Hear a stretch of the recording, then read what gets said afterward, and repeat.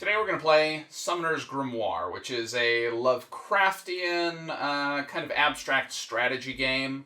We're going to set it up, show you how to play 3 of the 5 game modes, and then we're going to play one of them for you and talk about it. So enjoy this cosmic horror-themed game. Okay, so we are setting up Summoner's Grimoire. This is, as it notes here on the box, a multi-mode occult board game. What that means is that there are 5 different game modes. In order to play some of them, you have to get the secondary board, which does not come in the base edition of the game. You have to buy that separately. It's available on GameCrafter, which is also where you can get the rest of this game. So we have just the basic existence board. There's also a Dreamlands board, which changes the way you play some of the game modes. So we're only going to talk about the existence board game modes. Summoner's Grimoire, on the existence board, most of the game modes involve moving through these different rings of symbols that are going on. The symbols themselves don't matter. They're just there artistically. So let's start by talking about board geography here real quick on the existence board. There are a few different places that are labeled and then some that aren't labeled. You have the temple, which is basically like your starting point. In some game modes, it's also an end point. In both the basic and advanced game modes, you're trying to get from your temple to the temple on the opposite side of the board. There are also these rings of symbols. Each one of these small circles is called a domain. Only one piece can be in a domain at any time. If 2 pieces are in a domain, there will be combat, and we'll come back to talking about combat. This outermost ring of symbols is referred to as the mortal plane. The middling one is the subtle plane. And then the innermost one is the supreme plane. And then this circle here is purgatory. Anytime one of your pieces gets banished, so if it gets defeated in combat, it's going to move to purgatory. Then it moves to the guff by your temple, then to the temple, and then back out onto the board. And we'll go through that as we talk about movement on the board. If you are playing on the existence board, players start as far apart as possible. So if you're playing a 2-player game, for example, you'd be here and here. In a 3-player game, you're going to start at the 3 points. 4 players, you'd probably do those 4. If you're doing 5, then I guess you just leave out one of them. And then 6, you'd play all 6. In the most basic game mode, you're going to take 2 avatar tokens that match. For each of the different patrons in the game, there are going to be 2 tokens. You'll just sort through and find those. You also have a set of colored tokens that are for Nephilim, which you use in some game modes, but not others. Your pieces are going to start in your temple, like that. Your opponent would likewise set their pieces in their temple, or if you're playing 3 players or 4 players, you just spread those out so that you are as far apart as possible. The Dreamlands board has the opposite system, where you start as close to each other as possible. So if you are playing with the Dreamlands board, you'll just want to consult the rules to make sure you're doing setup correctly and changing the handful of rules that change for the different boards. So there are 5 different game modes in this game. The first one is basic, and it is very simple. Your goal is to get one of your 2 pieces to the temple directly across from you. You're going to do that by rolling a die and moving that many spaces each turn. So it is pretty simple. 1, 2, 1, 1, 2, 3, 1, 2, and play just proceeds like this, back and forth. If your tokens come into the same space, so let's go ahead and do that, and we'll go 1, 2. In the basic game, combat is very simple. You have landed on this piece, so you send it to Purgatory. Even though we still had one movement left, our turn immediately ends when we encounter another piece. So that's it for movement there. At the end of the turn, pieces move to the guff, and then you proceed with movement again. So 1, 2, 3, 4, 5, 6.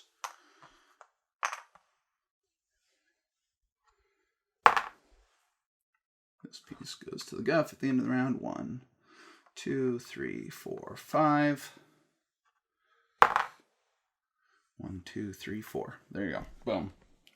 Game's over. So that's basic mode. Very simple. In the advanced mode, you're going to start by choosing a patron. And there are 20 different patron cards.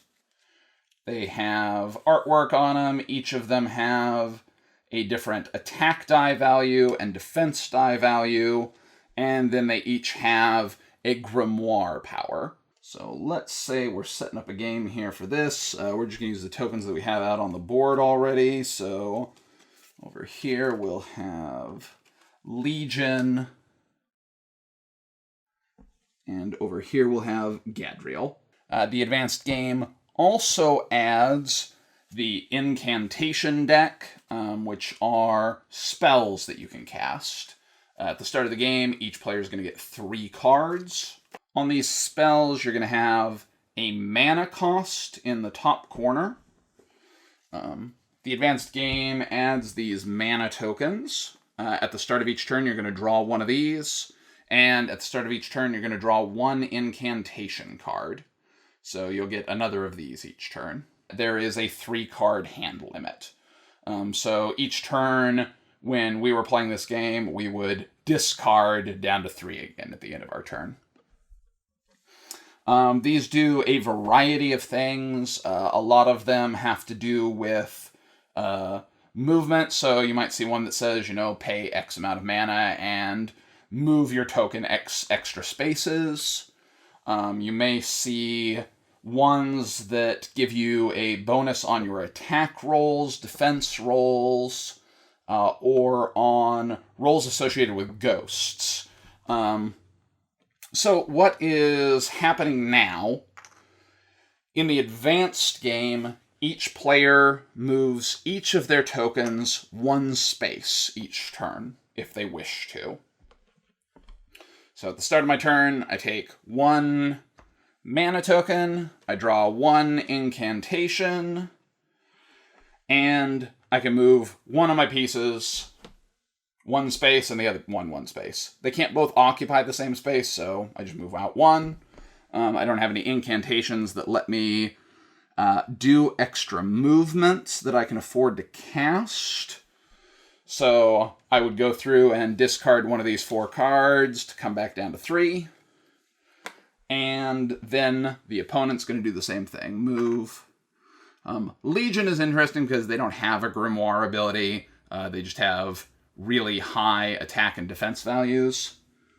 For Gadriel here, we can pay 2 mana to move 1 domain past an adjacent piece. So if I'd had 2 mana here, I would have done that. At the start of my next turn, I will have 2 mana. So I'll probably go ahead and say, move this, and then I'm going to go ahead and pay 2 mana to move this piece 1 domain past an adjacent piece. Otherwise, the advanced rules are basically the same. We're just trying to move across the board. Now we're only moving 1 space at a time with each of our tokens, trying to reach the other side of the board. When we eventually reach a place where we're going to have combat, in the same way, now a token moves on top of the other token. Now, though, we're going to look at our attack and defense values on our patron. So over here, Legion has 66.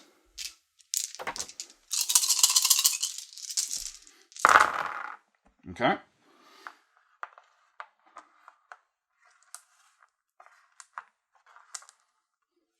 And my defense here as Gadriel is 4d6. So roll 4. And what happens is we just compare the highest die. Everything else is out. So 6 beats 5. Gadriel loses, goes to Purgatory. Legion's still there. At the end of the turn, Gadriel goes to the Guff. And then we continue doing our movement. So maybe I don't want to deal with that and decide to start making my way in another direction. Gadriel comes out. Keep going. Just like so. My attack is 3. His defense is 5. So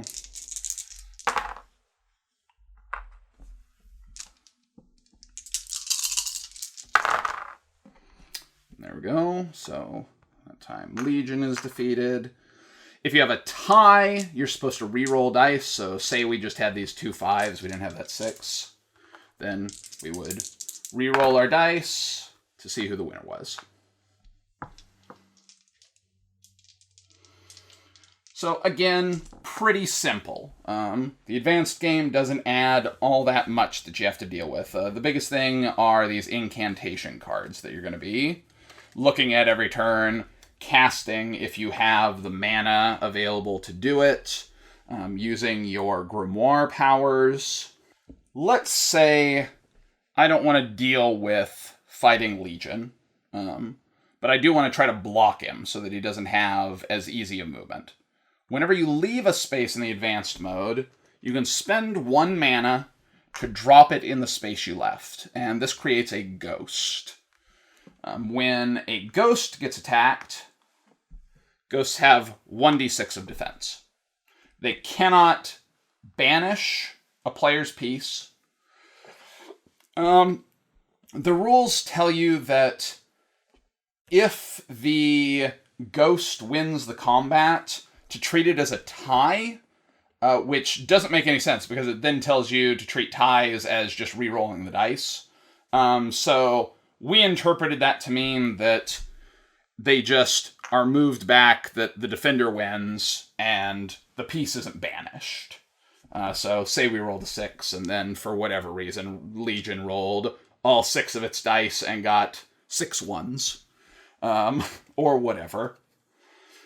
The other way you can affect this is by playing cards. So, for example, we have this one that costs 3 mana. It says, move up to 2 souls. They have 1d6 attack dice for any combats that occur from these moves and can banish avatars. So, we could play this card and then we'd be able to move souls. And have them go attack with their 1d6 to try to take somebody out.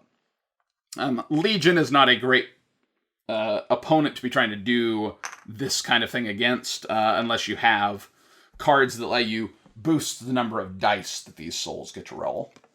So the third game mode is Holy War. And in this game mode, your goal is to try to destroy your opponent.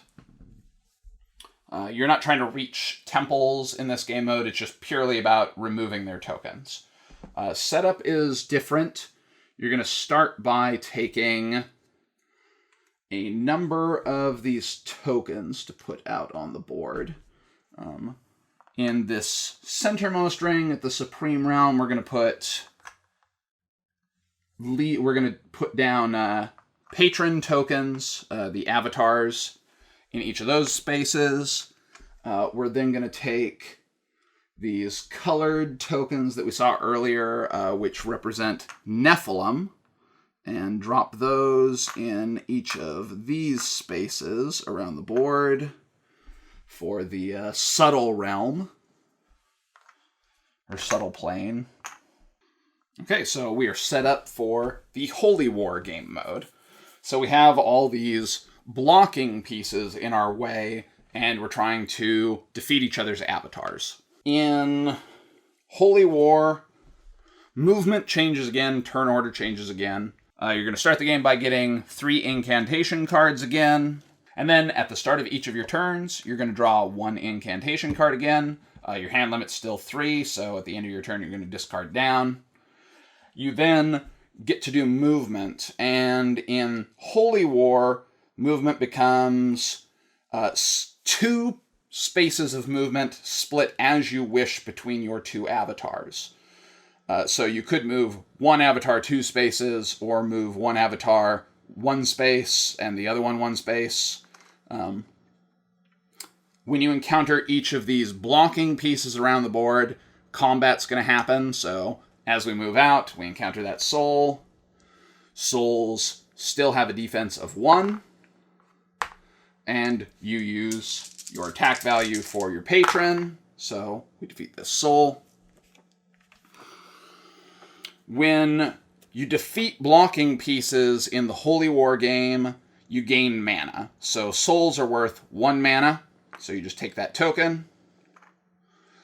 The next ring in on the subtle plane, the Nephilim tokens have a value of 2d6 for their defense, and they're worth 2 mana tokens. So if you defeat one of these Nephilim, you're just going to take 2 tokens to add to your pool. The innermost have a value of 3d6, and you're going to take 3 mana if you successfully defeat one of those. You're trying to get to a place where you can attack the other person's pieces. When you do, so say we got over here, we'll roll combat just like in the advanced game. Let's say that I'm defeated. Defeating the other player's avatar gains you 4 mana to spend that goes into your pool. And your piece never comes back, because this game mode is just about eliminating the other player. The 4th game mode is not playable on the existence board, so I can't show you that. And then the 5th game mode is also played on the Dreamlands board, so I can't show you that one either. So these are the 3 game modes you can play if you have the basic game. This is the Holy War game. We are playing with the Secret Weapons of the Human Race variant, which gives us each a faction card, so we have a 2nd Grimoire ability. We've already dealt out our cards, we've already chosen our patrons. I am Legion, which doesn't have an ability. The Brotherhood of Ultimate Knowledge is backing Legion. We can pay 1 mana to move 1 domain as long as it is empty and not a temple, which doesn't seem like it's going to be very useful in this game, since the board's full of crap. Yeah. I can pay a mana to defend an adjacent domain as though my avatar were in it, so your avatar does not get banished if you lose. It's pretty cool. And the Watchers of Blackden Castle allow me to pay 1 mana and swap any soul or Nephilim token with a Nephilim or avatar you control. Okay, that seems pretty good too. So you can swap places with anything in the middle 2 rings. You just can't swap places with souls on the outer ring. What's going on with the things that are in the center ring? Okay, so in Holy War mode, our goal is to kill each other's avatars. The spaces of the board are all filled with defenders. The outermost have a defense of 1d6, 2d6, 3d6. Defeating them are worth 1 mana, 2 mana, 3 mana. And then defeating each other is worth 4 mana each for an avatar. Do we still get mana at the start of... We do not. Okay. So now we only draw incantations at the start of our turn, and the only way that we get mana is by fighting things on the board. Okay. I guess let's each roll a die and see who goes first. 5. 5. 5. 2. Okay, go first. I guess I am going to attack this. Go ahead and draw your incantation. And then you have 2 movement divided between your 2 pieces. I'm going to attack this thing that's here in front of me. Well, it has a defense of 1. I have an attack of 2. 6. Well, you lose. Yep. Souls can't win. Yeah, okay. So it doesn't matter. So, do I just sit there and wait until I would say that turn? You lost 1 movement. You just use your other movement to. But I can't have 2 guys on the same space. I mean, you failed to take it, so I would say you're just still in your temple.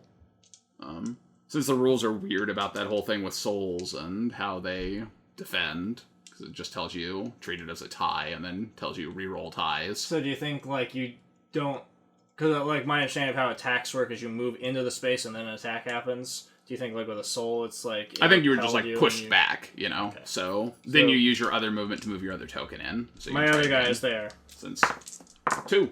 3. Oh, you defeated that guy. Great. Take that mana.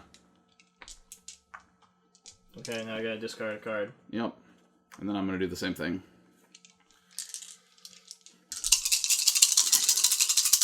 So we're gonna roll 1 die to defend. 3. I easily beat that 3. You did it. I get that mana. I guess I'll go ahead and. Oh, I didn't draw my card. Let's see. What do I have anything I can For use? 1 mana? Anything I can use? No, I do not.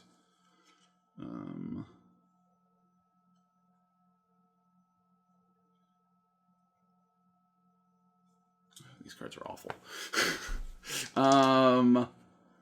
I'll go ahead and just head toward the middle and fight that guy too. Why not? 2 dice of defense. 6.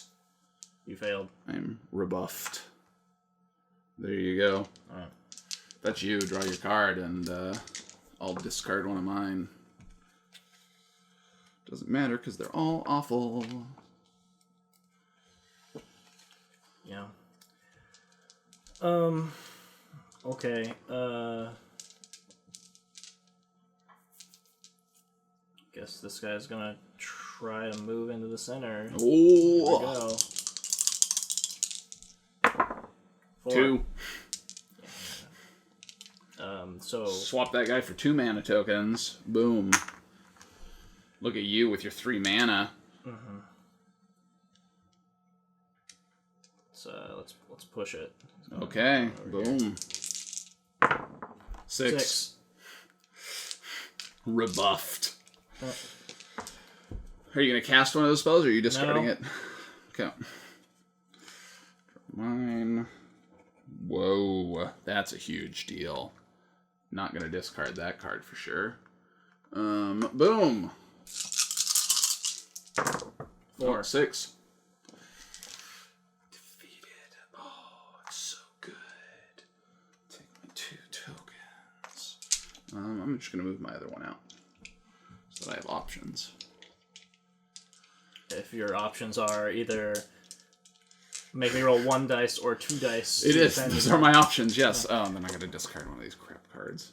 I'm going to discard this one, even though I think it probably works in this game.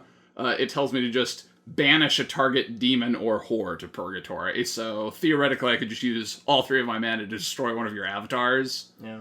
I think that probably should not happen in the in this version of the game. You'd just be making the game go faster, so I'd allow it. Okay, well here I'm just gonna spend 3 mana to destroy the one that's in your temple. There you go. That's Have fun. fine.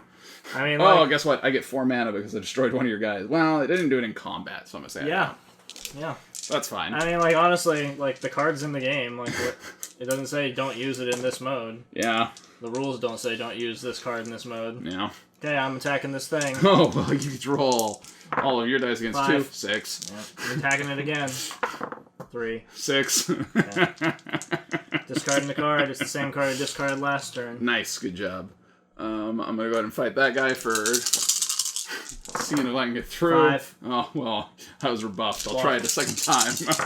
5. Oh, 6s. Okay. Oh, yeah. Oh, yeah. Oh, I didn't draw my card again that time because who cares about cards? You don't have any mana, so now you do, but you Yeah. didn't when your turn started. Let's so see if I can cast anything real quick. No, none of these are things that I can cast right now, so I'm just gonna go ahead and discard one of them. There you go. Go for it. Did I already draw a card? I did not see you draw a card, and you only have 3, so. Okay, so here we go. Oh, the excitement. 5. Oh, good. 6. You win. Take your 2 mana.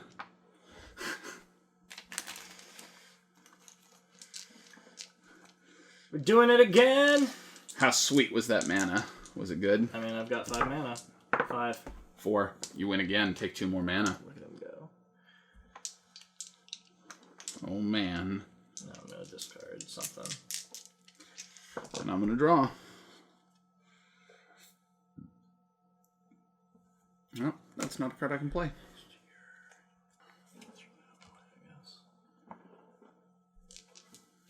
Just make the game take longer is all that card would do. Yeah. Okay, what are you doing? Oh, I forgot that it was me. Like, You're right. Did you take any actions? I saw I drew a card. fuss about with your cards. Yep. So. I was just looking at them and trying to 5. decide 6s. Boom. Oh, yeah. Look at all these. Oh, yeah. Oh, that's good. Thanks. You just dropped yourself right in somebody's guff. It's true. Boom. I'm going to take that one. 6. Well, good. And I guess, like, you just moved into the space next to me, so I'm going to pay a mana to defend. Like, so I'm doing this thing. So I'm rolling 6 dice. Oh, so I have to fight both? I guess. Like, I don't know. Like, I don't care. Oh, 6s. 6. Oh, 6. Okay, so a tie. That forces us to re-roll. Everything, or Just one. Just the tied die. okay, hold on. Yeah, okay. 5. 4. Well, great. I think You get I 4 just mana, and dropped I the guess you purgatory. just killed that guy. Yeah. Whatever. That sounds like that's the, you. That's the Leviathan difference. Yeah, that's good. Alright.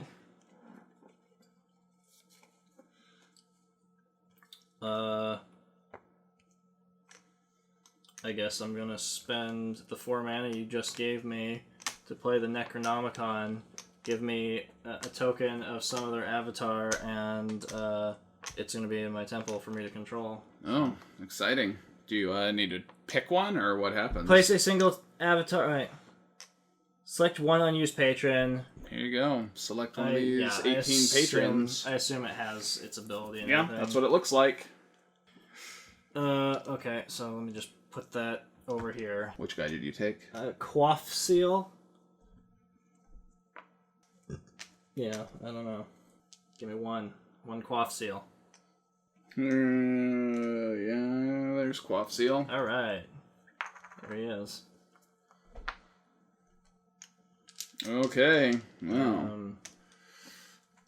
Okay, I'm gonna use Quaff Seal's ability. Pay 2 mana to move an avatar to an open domain. So Leviathan is there. Oh, good. Yep. Okay. Wait. There.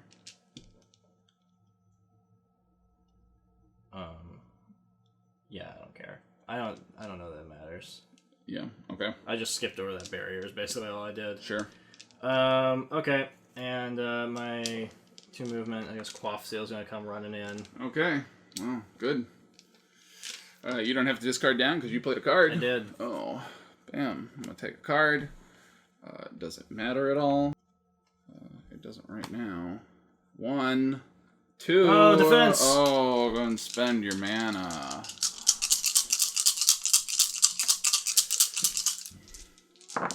Six.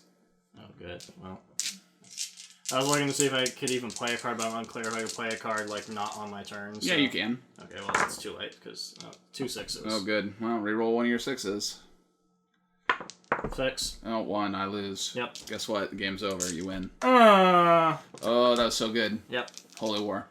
Quaff Seal, that's the Quaff Seal difference. Well, There you go. Take my 4 mana. That is the experience of Holy War right there. Good job.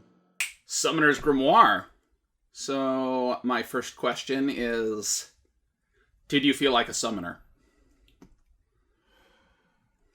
No. I mean, obviously, the Grimoire is the deck of cards that you're drawing your spells from. Sure. But, yeah, I don't think this had anything to do with summoning, really. You have your 2 avatars of a patron. It's obviously, like, Lovecraftian, Cthulhu-themed. Yeah. Like, Cthulhu's one of the pieces. Yog-Sothoth. There are a lot of, like, Cthulhu deities in it. Mm-hmm. I think, like, my first issue here is that, like, I don't understand why it's Summoner's Grimoire. Just because it's kind of... doesn't have anything to do with, like, summoning. My second big question for you. Do you feel like you got $110 worth of Kickstarter pledge dollars play value out of Summoner's Grimoire just now? I mean, I didn't back it on Kickstarter, so like I didn't have the expectation of it reaching those heights, lofty standards. Really, the thing that we traded for this was worth $0 to me and to you, and so like the expectation was it just had to be worth $0. Worth more than shipping. The $0 thing, yeah. Which was a book, so $3 of shipping, you know. But it certainly arrived, and you open it up and you go, huh? And I don't know, like, there's something about... It's not a knock on, you know, because there's a thriving print and play community, and this is clearly just, it's basically a print and play game, but it seems to have been presented as a production quality game. And, you know, the tokens are well produced and the cards are well produced. Like, and the board is fine. Yeah. You look at the back of the box, and the back of the box says The Game Crafter on it in big letters. And I think right there, it makes you kind of go, you couldn't even get your own box for this game. Like, you're using a Game Crafter standard size box, and that's fine. Like, that's a way of cutting costs, but it just... It's hard to get past that hurdle of that sort of cheapness factor that hits you right before you even open the box. Sure. Even the like cheapest and most awful obscure games from the 70s have some amount of flavor text on the back of the box or a picture of something. Sure. And it doesn't have that. So when you look at I guess you're more qualified to talk about the Kickstarter page and what people could pledge for and what this specific edition is in comparison to other things. Sure.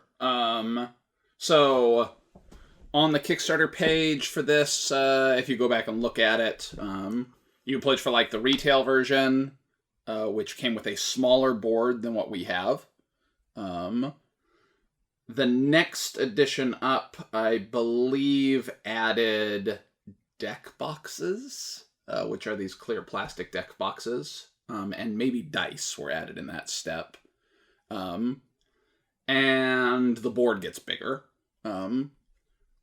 Our edition, the Transcendent edition, has the large board, dice for up to 6 players, the deck boxes, and then we also have the expansion, the Ars Regulus one, that adds the option cards with the factions. And that cost you $110 at the Kickstarter. I think the price, if you were trying to put all that together on Game Crafter right now, is probably slightly higher than it was during the Kickstarter. And then there was also the option of adding on a the Dreamlands map as like a mat versus as a mounted board. So it would have been just like a fold-out piece of paper board, or as a mounted board, the full one like this, to play the other two game modes. Yeah. It's just, Kickstarter's changed a lot since this game came out. But like $100 now for a game on Kickstarter, you're talking about a full production value game that you're going to get miniatures in. Like Ghostbusters, for example, was like $100 for its pledge, right? Or pretty much anything that like Cool Mini or Not does is like $100 of their like basic entry pledge. Like Fireball Island wasn't like all that much more than 100. I think it was like 120. So like when you compare like what $100 on Kickstarter got you when this game was on Kickstarter versus like what Kickstarter games do for $100 now, like there's no comparison. And I think it's really hard to look at this game, look at its Kickstarter and say, oh yeah, like $100 game, like that's a great deal. Where this is, probably like a $30 game. I think when you were sitting there talking about like it would cost you more to get on GameCrafter now, I think that's sort of the takeaway from it. Is it basically the cost of it, pledging for it, and the cost of it now is kind of like what you would pay to have your own one-off production copy of a game. Yeah, that's exactly what it is. Because that's expensive. It's expensive to, format things and get everything sequenced and cut for just one copy, and that's why you print in bulk. Mm-hmm. And I think that's the problem, is that it seems like there wasn't really a savings to the number of people who pledged for it. It's basically everyone is just doing this all at the same time on their own. Yeah. Which defeats the purpose of having a Kickstarter where you get a group of people together who say, I will give you money in advance to pay for this game, so you have the amount of money you need to get a bulk order. Mm-hmm. Where realistically, I think they just use the Kickstarter for this as like advertising for, you can buy your game on GameCrafter. Mm-hmm. I have problems with that. I don't think that that's what Kickstarter should be being used for. And maybe I'm wrong. I don't know, like, what the development was. If, they used that money to fund making the game and then put it on GameCrafter. Mm-hmm. We didn't back this, so, like, I'm not privy to any of its development or its updates and didn't go dig through it. But it's... So... We acquired this game well after whatever wave of success or popularity it might have had when it got released, when it got delivered to Kickstarter backers. And this far down the road, it still has almost no information about it. Yeah. 0 reviews, 0 videos beyond the video that was up on the Kickstarter. Mm-hmm. Which does a good job of explaining, like, the basic rules of the game. Mm-hmm. When we were talking about making a video for this, I almost didn't make a video just because the guy had explained it really well in his video. Mm-hmm. But yeah, I know what you mean. So we felt like we should make something about it so that people can see what it looks like, and... Yeah, a lack of just images. We had just...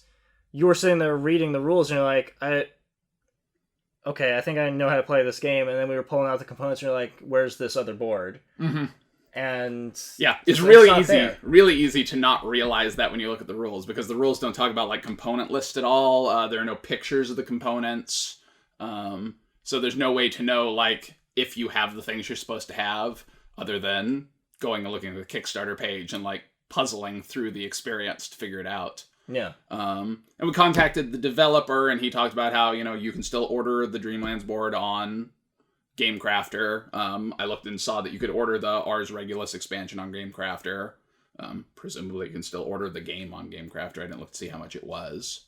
But the Ars Regulus and the Dreamlands board were both slightly more than they cost during the Kickstarter. Mm-hmm. So that's why I think probably would cost you a little bit more now to put the whole thing together again. But it is available. It's out there. Yeah. What do you think about the gameplay experience? Okay, so we played the basic game. We did. So what do you think about that basic game? Roll a die, move that many spaces, get to the other side. It was fast. It was. See, I was going to call this an abstract strategy game, but like the basic mode isn't even a strategy game. It's just roll the die and move across the board and get to the other side. Yeah, the very lightest of strategy of, do you go attack your opponent's piece? Do you leave a blocking piece? What do you do? Yeah. Not a lot going on in the basic game. Yeah.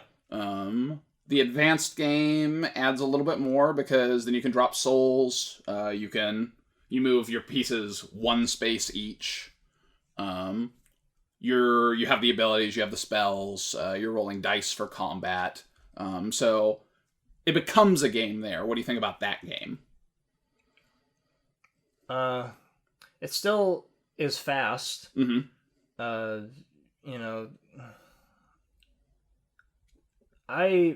So my experience with it was, I guess if I'm going to say like the first thing that I noticed pretty immediately, and then it kind of like prevailed through that and then the following play of the game, was the way that you are constantly drawing cards and just discarding something at the end of your turn over and over and over again, because you don't really have the ability to use more than maybe one card with whatever pool of mana you have. Mm-hmm. And just a lot of them are situational, and some of them are just like completely worthless to what you're doing. But even that is not so bad. It's just that seems to be how you're spending most of your time in the game, is drawing a card, looking at what you have, and then being like, well, this is the thing I can't use, so I'm throwing it away. Yeah. And doing that every single turn. Yeah. Unless you cast a spell, you are going to be throwing something away, constantly trying to like winnow it down to what 3 things you might use in the future. Mm-hmm. And it's just tedious, and it doesn't even feel like strategic, because you're kind of just like guessing which of these things is going to be useful to you. Sure. In some cases, it's like, well, this card only targets this kind of avatar. My opponent doesn't even have that avatar, so like this is just not useful to me at all, so I can just throw that out. Sure. But other times you've got cards that are telling you that you need to, you play this card and you need to go look through the other deck of cards and pick out a card, and now you've got that card on. Sure. It's like, okay, I just don't want to do any of that. I don't like anything that's happening here. But I mean,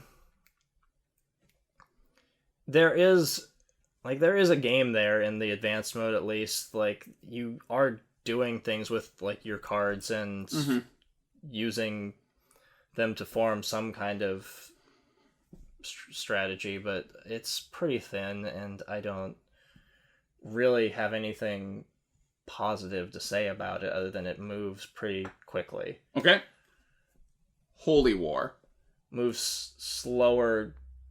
I thought it was going to move really slow, but then it just kind of like, oh, you did a thing, okay, well, there goes half of my force, and oh, I did a thing, there goes half of your force, and oh, and now you're done. Yeah. So, I mean, we also, like, just both were very clearly like, okay, let's just get to this and get into contact with each other so that we can end this thing. Yeah, but I don't know that you'd really do anything else, because there's not really any point to gathering up, like, a ton of mana, because then you're doing the same thing. You're just, like, throwing away cards until you have the 3 that you think you're going to use. And you might just start with the 3 that you're going to use in your starting hand, and then you're just more or less ready to go. So I don't really think the game benefits from you like fighting your way around the outer ring or like weaving through or anything like that. I think you basically do just want to go right up to the other person and fight them, and I guess the other side of what's bad about what's happening here is that it's luck driven, that it's just dice. Sure. And if your two forces, and we're talking about this in the context of a 2-player game because that's what we experienced. Yeah. So we could not convince people to come over and play this game with us. We showed it to them and they said no. So, and you don't even know how many people I asked today because I reached out to all of the other people that I have ever talked to about board game night. So at least 6 people refused to come over and play this game today. Okay. But I mean, that being said, like our expertise is in the 2-player game. If your 2 avatars are more or less equally matched, sure, and they aren't all equally matched, mm-hmm. but if it's like my attack is 5 dice and your defense is 4 or 5 dice, like in our game, my attack was 6 and your defense was 6. Yeah. So like your ideal situation was to just get me to come to you, mm-hmm. and you had no reason to ever go attack me. Yeah. In that sense, if they're like equally paired and you're rolling more or less the same dice, it's just random chance of who happened to roll a 6. Yeah. And then it's even if you get a tie, then you just both roll a die again, and it's even more random at that point. Yeah. You know, games that use just basic D6 for resolving combat tend to be just not good. Mm-hmm. I mean, like that's like just a really it's an archaic form of resolving combats. And unless you have, and you do have means of mitigating it, but like not, it really boils down to it being the same thing. Mm-hmm. Always. You know, I had cards that were like you get to roll more dice, or you know, mm-hmm. Yep, exactly. Get a modifier against this type of enemy. Yeah. But like I think that's the number one, like the number one issue to me. It was like constantly drawing cards and throwing them away. Okay. Over and over and over again. And I don't even know that it would be better if you had a higher hand size, because then you just have like cards with text on them that you're looking at. Mm-hmm. You have more cards to dig through and try to decide what you're going to discard every turn. Yeah. So the game would be slower because you're looking at all these cards and trying to sit on more formations of things you might do with them. Mm-hmm. But then the other half of the game being just rolling dice or moving like 1 or 2 spaces, slowly working towards the other person, and then just seeing what happens. Sure. It's basically a filler game, but it's a filler game with a lot of weird extra nonsense that makes it's not portable. Mm-hmm. And it's not like, I don't know, it's not, I was going to say it's not easy to explain, but it is kind of like, well, you're just trying to get over the other side and get to this place, or, you know, you're trying to destroy all my pieces. Yeah. So that's not hard that to explain. But then there are like key terms that, depending on what mode you're playing, sure, are there that don't need to be there. Like, well, your guy needs to go to Purgatory, and then from the Purgatory he's going to go to the Guff, and from the Guff to the Temple. Mm-hmm. And people go, Or I know, like, during our first game, because you had looked at the glossary, but you hadn't, like, read the rules as much as I had. I didn't read the rules at all. I read the glossary. Yeah. I know that during, like, one of our first games, you looked at one of your cards and you're like, what is a Nephilim? And I was like, okay, so I have to explain this to you, but it doesn't matter at all in the game mode we're playing. Yeah. So, it's hard to say how well balanced it is, considering that we can't, like, theoretically, these cards are supposed to be designed for 5 different modes. Sure. But, like, and so you've got cards that say they do this in this mode or this in this mode, and theoretically they are useful in one context or another. Mm-hmm.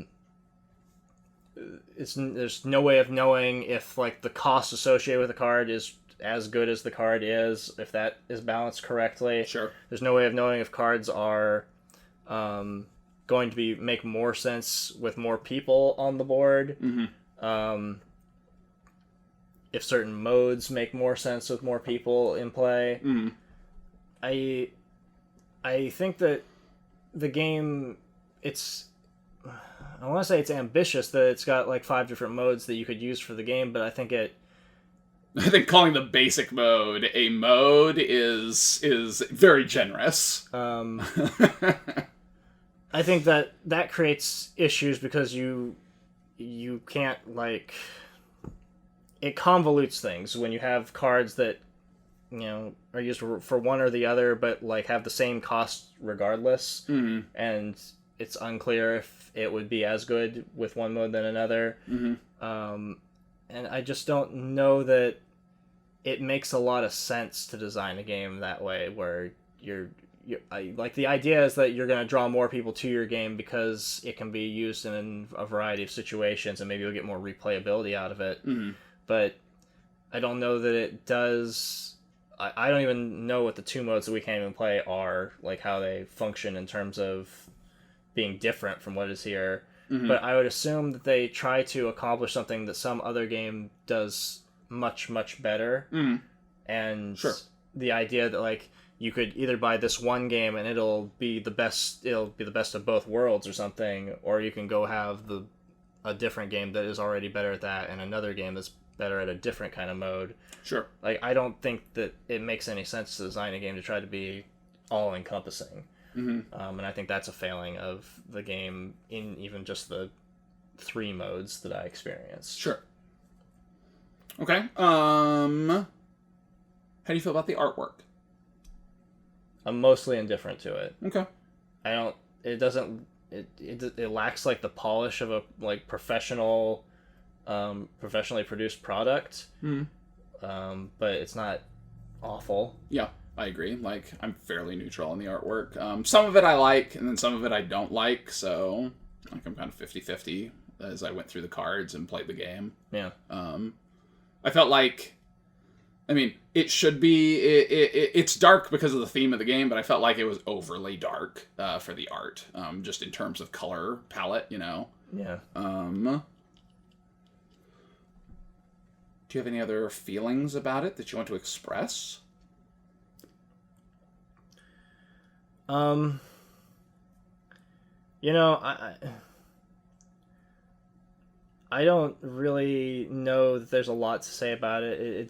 It seems like it didn't make a splash when it came out, and I don't think that it's going to suddenly have a resurgence. Mm-hmm. So I don't know that anybody is, like, out there actively looking for this game. I don't know who this game is really for. Mm-hmm. Because it seems to be just super light in terms of sort of weight and complexity, but doesn't really seem to be competitive at all with other gateway games. Okay. So, like, I can't think of a reason why I would recommend this to anyone. Even if you talk about the theme being, like, the drawing point, yeah, there are so many other Cthulhu-themed games. Mm-hmm. And entry-level Cthulhu-themed games. Yeah. Mm-hmm. I don't know if Elder Sign... Which, I mean, I don't like Elder Sign, but, like, I would definitely recommend Elder Sign over this as an entry-level Cthulhu-themed game. Uh-huh. Or, like, Unspeakable Words if you wanted something that was not at all in the same, like, style of game, but is barely Cthulhu-ish. a Cthulhu-ish themed game that's entry-level. Mythos Tales For is sure. not complicated at all in terms of, like, what is mechanically happening, but is super rich in theme. Yeah. Yeah. Yep. How are you going to rate Summoner's Grimoire overall? I think that you could easily, like, rate the different game modes, but I think that... The basic mode is, like, a 1. yeah, like, the basic mode is nothing. But how do you feel about, like, the game overall? What would you give it? 2.5. Okay. Yeah. It's not good, and, you know, it's hard to... It feels like you have, like, half a game here, because, like, the other half of the game is, like, you've got rules for it, but you can't play those two game modes, yeah. And that is something that I've never experienced before with a game. Like, the idea that, like, you have to pay more to have the whole game. You know, like there's the idea of like you pay for expansions to add modules into a game. Mm-hmm. But I don't know that I've ever experienced something where it was like... Where the core rulebook told you, here are the rules for this other game mode, but if you want it, you have to go buy this expansion. Yeah. Yeah. It is definitely an odd... it's odd. Yeah. As a decision. The reason it looks like to me that it happened is because during the Kickstarter, one of their stretch goals was adding more game modes.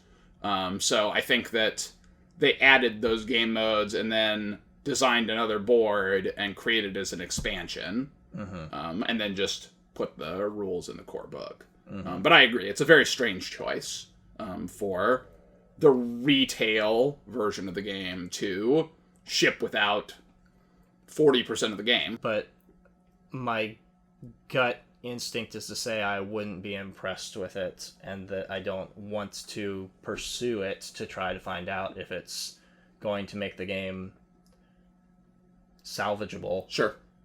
Because there's so little about what is currently here that impresses me that I don't want to spend more. You shouldn't have to spend more to try to make it, like, at that juncture, you shouldn't have to be spending $120 or whatever to make a game just playable. Yeah. Yeah. This is not good. Yeah. It's definitely lower tier. Yeah. With the other board, my rating might go as high as like 3, just based on what I read of the rules. But I'd say you're like spot on 2.5. Like, there is not anything here that I feel like telling people you should experience. That's Summoner's Grimoire. So we've experienced it for you. That's true. And you get to experience it by watching the video. And if you disagree, make your own video. If you have the whole game, make your own video. You can be the guy or girl who has the whole game, and you can share it with the world so they'll know what Summoner's Grimoire is all about. Yeah. There you go.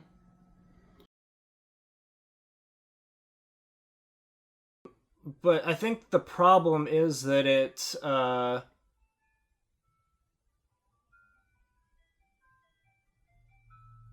you don't have ice cream right now? Yeah. You gotta wait. I do. You gotta wait for that ice cream. If you want it, you gotta run. Not in this flannel.